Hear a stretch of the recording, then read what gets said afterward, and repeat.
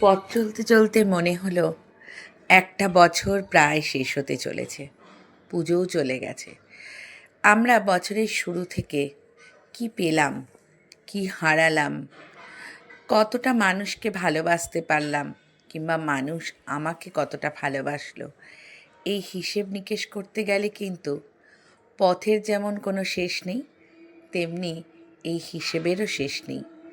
তবে যাই পাই কিংবা হারিয়েও থাকি, একটাই কথা বলবো, ভালোটা নিয়েই আগামী দিনের জন্য তৈরি হওয়া উচিত। ভালো স্মৃতিটুকু নিয়ে পুরনোকে বিদায় করে নতুনকে গ্রহণ করার নাম জীবন। আর যদি কিছু খারাপ জীবনে থেকে থাকে, সেগুলোকে পেছন ঘুরে ফেলে দেওয়া উচিত। পথের তো শেষ নেই, তেমনি আমাদেরও ভাবনা, কল্পনা, ভালো লাগা, মন্দ লাগারও কিন্তু শেষ নেই। তার মধ্যে থেকে ভালো লাগাটুকুকেই কুড়িয়ে নিতে হয়। তাই সবাইকে বলবো, সবাই ভালো থেকো, সুস্থ থেকো। টাটা।